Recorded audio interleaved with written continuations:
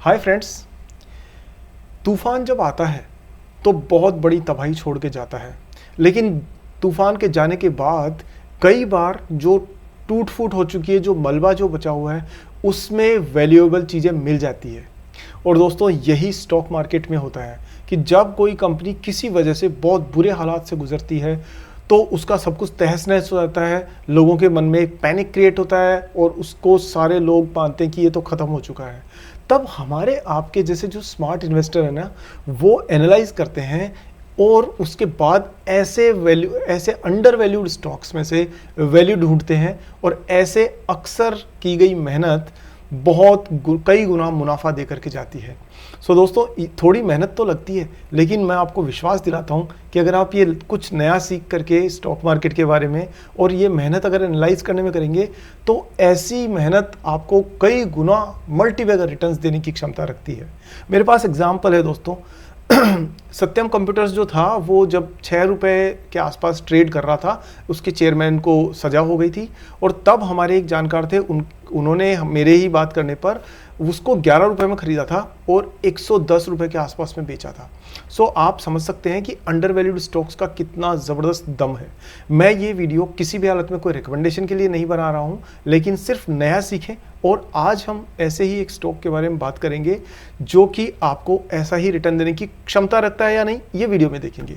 दोस्तों, स्टॉक का नाम है यस बैंक। सबने नाम सुना होगा। इंडिया का चौथे नंबर का सबसे बड़ा बैंक हुआ करता था।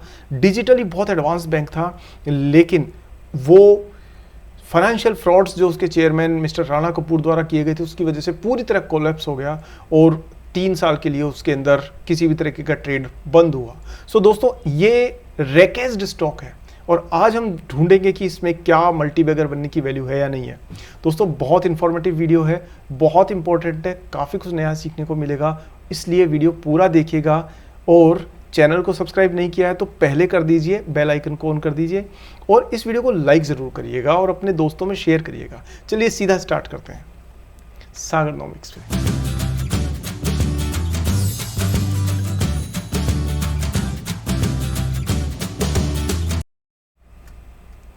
तो दोस्तों, सबसे पहले हम बात करते हैं कि हमने बैकग्राउंड तो देख लिया और सबको पता भी होगा कि ये बैंक यस बैंक जो था, राणा कपूर जो इसके चेयरमैन थे, वो बर्बाद क्यों हुआ। और उसका सबसे बड़ा कारण था दोस्तों कि इन्होंने क्या किया कि जो पब्लिक से पैसा आ रहा था एज ए डिपॉजिटर्स, जो पब्लिक पैसा देती है बैंकों में, उस पे बैंक 3-4% इंटरेस्ट देता है और उस पैसे को फिर वो इंडस्ट्रीज़ को, बिजनेसेस को, उनको लोन पर देता है और वहाँ से जो भी 10%, 15% जो भी इंटरेस्ट, 20% जो कमाता है, तो 3-4% हमको देने के बाद में जो भी पैसा बचता है 10-12% वो बैंक की खुद की कमाई होती है, जिसे आप इंटरेस्ट इनकम कहते हैं और NII के नाम पर भी हम लोग नेट इंटरेस्ट इनकम के तौर पे कैलकुलेट करते हैं। इस केस में क्या हुआ, यस बैंक के केस में, कि ये बैंक ने डिपॉजिटर्स का पैसा उल्टे सीधे अनाप शनाप कंपनीज को लोन के तौर पे दे दिया। हर किसी को दे दिया जिनकी चुकाने की औकात नहीं थी, उनको सबको दे दिया, जिसमें DHFL यानी दीवान हाउसिंग फाइनेंस लिमिटेड शामिल था, जो बर्बाद हुआ था, आपको पता ही है। अनिल अंबानी जो है, उसकी कंपनीज, आपको तो पता है क्या हाल था, उनको सबको बिना कुछ पूछे हुए लोन बांटना शुरू किया। इस तरह से बांटा कि जिस तरह से उनको वापस कभी लेना ही नहीं है। और नतीजा क्या हुआ, इनके NPAs बढ़ने शुरू हुए, यानी लोन डिफ़ॉल्ट होने शुरू हुए और जिसकी वजह से बैंक पूरी तरह कोलैप्स हो गया। जब बैंक दिवालिया होने की कगार पे पहुंचा तो इंडियन गवर्नमेंट और RBI ने देखा कि ये बैंक अगर गिरता है, ये बर्बाद होता है, तो पूरी दुनिया में एक इंडियन बैंकिंग इंडस्ट्री पर धब्बा लग जाएगा और बहुत गलत मैसेज जाएगा और जो करीब 12-15 हज़ार लोग इसमें काम करते हैं, उन सब को बर्बाद होना पड़ेगा, सबके साथ समस्या हो जाएगी। इसलिए गवर्नमेंट के इंटरवेंशन पे RBI ने SBI को कहा कि इसे बेल आउट करो, यानी कैसे ऐसे करके इसे बचाओ। और तब SBI ने करीब 2,500 करोड़ रुपए अपने लगा करके और इसको बचाया। तब दूसरी बहस ये उठी दोस्तों कि क्या टैक्स पेयर का पैसा इस प्रकार की बर्बाद करने वाली बेईमान कंपनियों के लिए यूज़ करना चाहिए। आपके मेरे जो टैक्स पेयर हैं, आपके मेरे जैसे, उनका पैसा SBI ने क्यों लगाया इस बैंक में।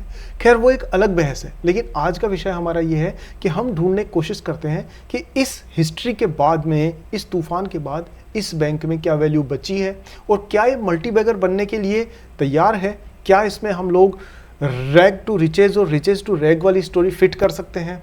तो चलिए देखते हैं इस टर्न अराउंड स्टोरी की सच्चाई को।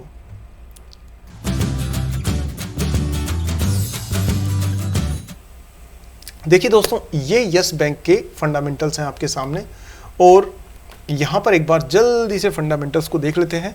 और थोड़ा सा वीडियो अगर हो सकता है लेंदी ना हो, कोशिश रहेगी, लेकिन अंडर वैल्यूड स्टॉक्स को ना एनालाइज करना हमेशा चैलेंजिंग होता है, क्योंकि वो होते हैं जिनमें आपको जैसे टाइटनिंग में जाकर के ढूंढना पड़ता था ना, या जासूस की तरह से कुछ ढूंढना पड़ता है, वैसे ढूंढना होता है। सो थोड़ा सा पेशेंस रखिएगा। चलिए स्टार्ट करते हैं।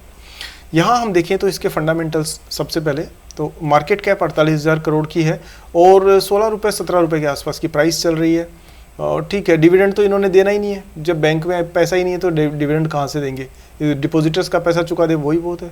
बुक वैल्यू 13.8 है, रिटर्न ऑन कैपिटल एम्प्लॉयड 4.94% है, रिटर्न ऑन इक्विटी 1.9% है। ठीक है, फेस वैल्यू 202 रुपये की है, सेल्स ग्रोथ 2.25% और प्रॉफिट तो है ही नहीं, नेगेटिव है। ठीक है, डेट दोस्तों अब यहाँ आप देखिए कि इस कंपनी पे 2,95,000 करोड़ रुपए का डेट है, यानी कर्जा है, और वो कई तरीके का है, लॉन्ग टर्म है, शॉर्ट टर्म है, वो अलग चीज़ है। बट इसमें से आप ये देखिए कि एंटरप्राइज वैल्यू 3,24,000 करोड़ है, उसमें से 2,95,000 करोड़, यानी लगभग इसके बराबर सा ही इसके ऊपर कर्जा है। यानी जितनी बैंक की वक़्त है, उसकी औकात है, जितनी उसकी क्षमता है, उतना का उतना ही लगभग इस पर कर्जा है, इसलिए प्रॉब्लम है। पैग रेशियो का कुछ होना है नहीं। ग्राहम नंबर 9.2826 है, जो कि करीब करीब करंट प्राइस से थोड़ा कम है, बट वो ठीक है। और क्योंकि देखिए दोस्तों, इस मामले में ना जो पायोस की स्कोर होता है ये बहुत इंपॉर्टेंट होता है। ये 9 अलग अलग पैरामीटर्स को यूज़ करके बनाया जाता है, कभी इस पर डिस्कस करेंगे, लेकिन ये आउट ऑफ 9 ओनली 3 स्कोर कर रहा है, यानी फाइनेंशियल चैलेंजेस इस बैंक के साथ ज़्यादा है। अब अगर हम इसकी बाकी चीज़ों पे बात करें तो देखिए, यहाँ आप ये देख रहे हैं कि ये 2020 के आसपास की बात है, जनवरी 2020। यहाँ के बाद में, उससे पहले बैंक ठीक चल रहा था, उससे पहले प्रॉफिट भी था, ग्रोथ भी थी, प्राइस भी ठीक चल रही थी, पीई भी ठीक था, ईपीएस पॉजिटिव था। उसके ठीक बाद में आप ये देखिए कि अर्निंग जो है वो सारी की सारी नेगेटिव ही हो गई है। उसके बाद नेगेटिव चल रहा है पूरा स्टॉक। फिर तो ट्रेडिंग तो हो ही गई थी बंद, लॉक हो गया था 3 साल के लिए। और उसके बाद में आप ये देखेंगे कि ये जब अनलॉक हुआ है तो उसके बाद में थोड़ा मोमेंटम इसमें बनता हुआ नज़र आया है। अब आप देखें तो इसमें प्रो तो कुछ है नहीं, कौन से है, लेकिन वो ध्यान देने की बात नहीं है, क्योंकि मतलब आप देख लीजिएगा, बट वो एआई जनरेटेड, तो मैं विश्वास उस पर ज़्यादा करता नहीं। जो इंडिया का 4थे नंबर का बैंक था, आज वो दोस्तों 8वें नंबर का बैंक है, जो आप देख सकते हो यहाँ पे। लोग ग्रोथ करते हैं, ये डी ग्रोथ करते हैं। ठीक है, बाकी सारे पैरामीटर्स ठीक ठाक है, हमने पहले देख ही लिए हैं। इन सबको हम एक बार स्किप करते हैं और चलते हैं यहाँ पर, देखें कि इस बैंक में और क्या क्या हो रहा है। तो देखो 2013 के बाद में आप अगर इसमें देखें तो, एक सेकेंड ना, यहाँ देखिए दोस्तों, रेवेन्यू इसका बढ़ता जा रहा है लगातार। रेवेन्यू तो क्योंकि बैंक चल रहा है भाई, हज़ारों लोग इसमें काम करते हैं, लोगों के डिपॉजिट्स हैं, इसके एटीएम्स हैं, सब कुछ है। उसके बाद में आप ये देखें कि इसमें फाइनेंशियल प्रॉफिट जो है, फाइनेंसिंग का प्रॉफिट, वो भी प्रॉफिट यहाँ तक ठीक था। उसके बाद में जब डिफ़ॉल्ट होने शुरू हुए, जब प्रॉब्लम हुई, तो ये देखिए सारा प्रॉफिट नेगेटिव हो गया। अब इसके ऊपर लॉस ही लॉस चल रहा है, ये लगातार लॉस है। और यहाँ पे फाइनेंसिंग मार्जिन जो था वो सारा नेगेटिव में आ चुका है, यानी कंपनी कुछ नहीं कमा रही है, कंपनी सिर्फ खर्च कर रही है। उससे पहले, ये प्रॉब्लम होने से पहले, कंपनी ईपीएस भी बढ़ रहा था इसका, और इसके अलावा इसमें डिविडेंड पे आउट भी रेगुलरली दिया जा रहा था। अगर बाकी चीज़ों पे नंबर पे नज़र डालें तो दोस्तों ये सारे फिगर्स इररेलेवेंट हैं। क्यों? क्योंकि बैंक बुरी हालत से निकला है, इसलिए इससे इन्फॉर्मेशन हमें सही नहीं मिलेगी। अब आज की बात करें तो इनकी अगर शेयर होल्डिंग की बात करते हैं दोस्तों, तो देखिए एक सेकंड में आपको बता देता हूँ कि इनकी अभी शेयर होल्डिंग का क्या हाल है। अभी अगर आप देखोगे तो इनके प्रमोटर के पास तो 0% है। वैसे एक बात बताओ आप मुझे, आपने कितनी ऐसी कंपनीज देखी है जिनके पास में प्रमोटर के पास में 0% होल्डिंग है। हालांकि एक महाशय का भी हमने एक और वीडियो बनाया था जो इंडिया के सारे मेटल इंडस्ट्री को कंट्रोल करने की क्षमता रखते हैं, उनका भी हाल ऐसा ही था। शेयर्स तो हैं लेकिन सारे प्लेस्ड हैं, तो एक ही बात हो गई। लेकिन यहाँ पर तो शेयर है ही नहीं, प्रमोटर के पास में कुछ है ही नहीं। प्रमोटर जेल वेल में इधर उधर चक्कर काटते रहते हैं या उनको सज़ा में फंसे रहते हैं, तो वो उनको उनके कर्मों की सज़ा ज़रूर मिलेगी। लेकिन प्रमोटर होल्डिंग 0% है, ये अपने आप में ही अनोखा है, तो बहुत बुरी बात है।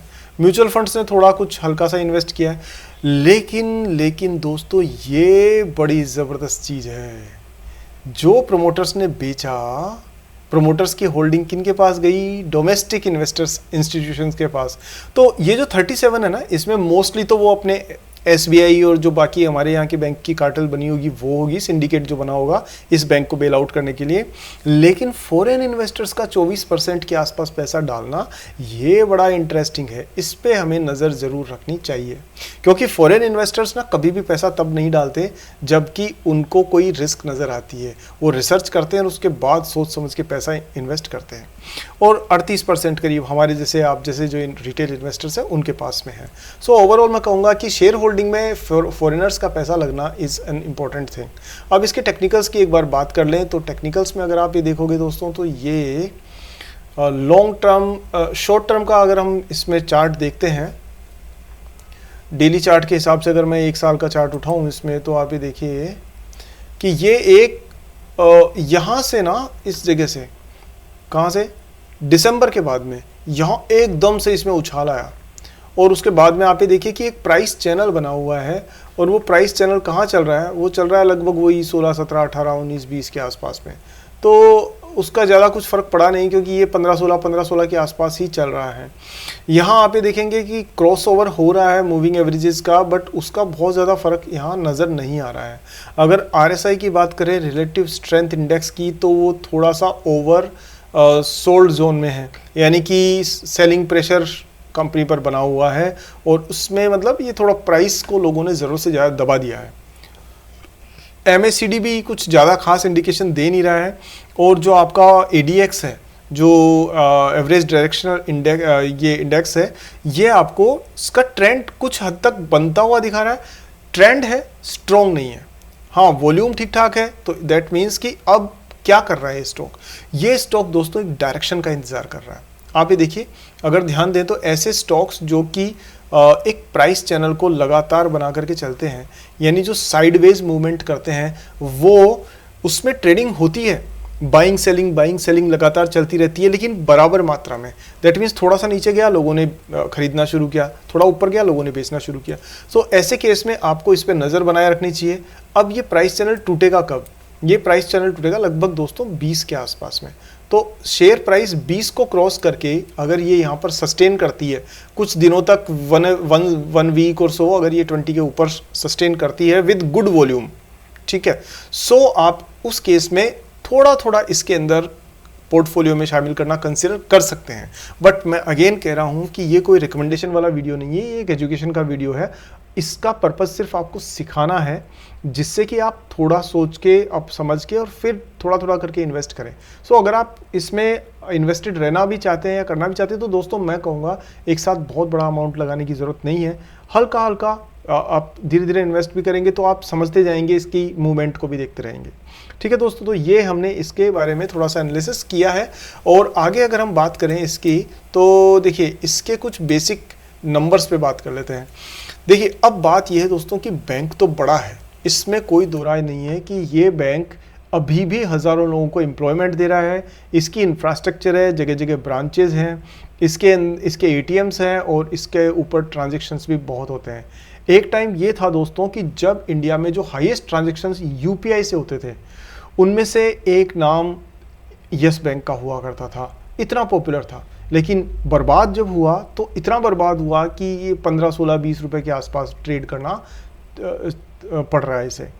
अब यहाँ बात करें हम कि शेयर होल्डिंग पैटर्न की अगर देखें तो दोस्तों इसमें 46% जो है ये इन्वेस्टर्स का बेस है। तो 46% किसका है? SBI ने पैसा लगा रखा है। CA जो है ये 26% जो है वो CA बास्क्यू इन्वेस्टर्स हैं और बाकी सारे एक्सिस बैंक का लगा है, कोटक महिंद्रा का लगा, IDFC बैंक ये लगा हुआ है। ये सारे वो बैंक हैं जिनको आना पड़ा मजबूरी में इस बैंक को बचाने के लिए। सोचो, जिनके साथ कंपटीशन होता था, आज उसकी जान बचाने के लिए सबको इकट्ठा होना पड़ रहा है। ये मैनेजमेंट है, कपूर साहब तो है नहीं इसमें, राणा कपूर साहब जिन्होंने सारा खेल किया था इसका। सो अगर मैं इसके मेजर चीज़ों पे बात करूं तो देखो यहाँ आप थोड़ा सा ही देख सकते हो कि नेट प्रॉफिट जो है ना वो धीरे धीरे ग्रो करना शुरू कर रहा है। ये 22 जुलाई का प्रेजेंटेशन है दोस्तों, और उसमें ये कह रहे हैं कि sustained earnings, net profit at 343 crore, up 10.3% YOY and 69% QOQ। So जहां पर कभी प्रॉफिट होता ही नहीं था, वहां पर अगर 343 करोड़ का प्रॉफिट है, वो भी 10% ईयर ऑन ईयर ग्रोथ हो रही है, और 69% अगर QOQ क्वार्टर ऑन क्वार्टर है, तो that is a plus point. Next बात करते हैं दोस्तों कि NII जो है वो इसका net interest income is 2000 crore. कब? Q1 FY24, यानी ये जो लेटेस्ट अभी फर्स्ट क्वार्टर खत्म हुआ है जुलाई के 31 को 23 में, उसका रिजल्ट ये है कि NII इंटरेस्ट जो नेट इंटरेस्ट इनकम है वो 2000 करोड़ है, विच इज़ गुड। NIM जो है वो 2.5% है, एंड नॉन इंटरेस्ट इनकम जो है वो 54% YOY अप हुई है, यानी ग्रो हुई है। तो कहीं ना कहीं बैंक की चीज़ें थोड़ी बेटर होती हुई दिख रही है, बट ये ऐसा नहीं है कि जंप कर जाओ आप इस पर। कुछ समय तक के लिए वॉच करो, देखो कि ये बैंक में और क्या क्या हो रहा है, एंड देन अपना माइंड मेकअप करना चाहिए आपको। बाकी बैंक के और सारे आंकड़े अगर आप देखोगे तो वो भी करीब करीब थोड़े थोड़े ग्रो करते हुए दिख रहे हैं। कि यहाँ पर ये जो आप देखोगे कि प्रॉफिट एंड लॉस में से ये प्रॉफिट जो है वो आपको अधिकतर नज़र आ रहा है। बैलेंस शीट में आप देखोगे तो नेट एडवांसेस जो है वो 2 लाख करोड़ के हैं, तो दैट मीन्स कंपनी कुछ ना कुछ ठीक ठाक कर रही है। बैलेंस शीट 11% से ग्रो करी है। और असेट क्वालिटी की बात करें हम लोग, तो इन्होंने एक और अच्छी चीज़ मैं आपको बताऊं दोस्तों कि अभी जो लेटेस्ट रिपोर्ट आई है उसके हिसाब से, एक सेकेंड ना, ये कभी कभी ना मैं भी गलती कर जाता हूं और मुझसे भाव में ऐसा बह जाता हूं आपसे बात करने में कि स्क्रीन शेयर की जगह पर मैं खुद ही सामने नज़र आता हूं, तो कभी उल्टा भी रहता है। सो ऐसी गलतियों के लिए ना मैं क्षमा पहले से मांग लेता हूँ आपसे, तो थोड़ा सा पेशेंस से, थोड़ा मुझे भी इंसान की तरह समझ के, ऐसा नहीं कि पहले बंदूक दुनाली लेकर के मेरी खिंचाई शुरू कर दो। कर भी दोगे तो मैं आपके सामने नतमस्तक हूँ, पर ऐसी गलतियाँ हो जाती है नहीं चाहते हुए भी। चलिए आगे बात करते हैं हम इसमें कि अगर हम डिजिटल और एसेट क्वालिटी देखें दोस्तों, तो ये सब कुछ अच्छी है इसके अंदर। बैंक बहुत बढ़िया कंडीशन में तो नहीं है, लेकिन बहुत बढ़िया डायरेक्शन में है, ये है। अगर इसको कंटिन्यू इसी तरह से चलता रहा ये, तो दोस्तों इसमें कोई दो राय नहीं है कि बैंक का जो कस्टमर बेस है वो बड़ा ज़बरदस्त रहा हुआ है। और इसका लोन्स भी पहले काफ़ी लोगों को इन्होंने जो बांटे थे उसमें जो रिकवर हुए हैं वो तो कम से कम इसके परमानेंट कस्टमर्स हैं ही। बैलेंस शीट आप देखो तो वो भी एक थोड़ा सा बेटर ही चीज़ें शो कर रही है।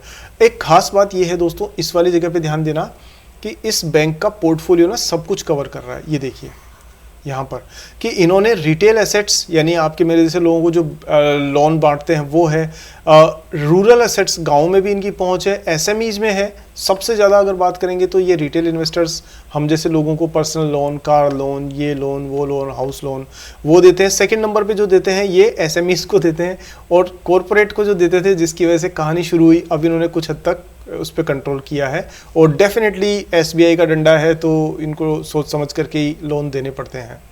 सो ओवरऑल दोस्तों ये आपके सामने इसकी पिक्चर है, और उम्मीद करता हूँ कि इस वीडियो में आज आपने कुछ ज़रूर नया सीखा होगा और आपको वीडियो पसंद भी आई होगी। अगर हाँ तो दोस्तों लाइक करना मत भूलिए। ये वीडियो ऐसा है जिसके अंदर यस बैंक की बस छोटी सी एक हिस्सा कवर हुई है, और इसके अलावा बहुत कुछ इसके बारे में कर सकते हैं हम बात, बट वो तब करेंगे जबकि हम अगली बार इसमें एक और वीडियो इस पर बनाएंगे। आज जो वीडियो में कुछ नया आपको अगर सीखने को मिला है तो वीडियो को लाइक करने के साथ आपका कोई सवाल है तो मुझे ज़रूर पूछिए। जब आप कोई क्वालिटी वाले क्वेश्चंस पूछते हो ना दोस्तों, तो मुझे भी मेहनत करने के लिए और मोटिवेशन मिलता है, और मुझे अच्छा लगता है कि आप सीख रहे हो और सही इन्वेस्ट कर रहे हो, क्योंकि मेहनत की कमाई है आपकी, उसको सही जगह लगाने के लिए अगर 10-5 मिनट एक्स्ट्रा देने पड़े तो आपको देना चाहिए। गलत कह रहा हूँ क्या? अगर सही कह रहा हूँ तो हाँ लिखिए कमेंट सेक्शन में, यस लिखिए। दूसरा दोस्तों एक चीज़ ये भी है कि आप जब भी कभी कहीं इन्वेस्ट करें तो एक बार में इन्वेस्ट ना करें, थोड़ा थोड़ा छोटा छोटा पार्ट्स में स्लोली एंड स्टेडीली इन्वेस्ट करेंगे, आपके रिटर्न ज़्यादा अच्छे होने के चांसेस है और लॉस होने के चांसेस कम हो जाते हैं। कंपाउंडिंग और एवरेजिंग दोनों का फ़ायदा उसमें आपको मिल जाता है। जिन पर का आप कहोगे तो मैं अलग वीडियो बना दूंगा।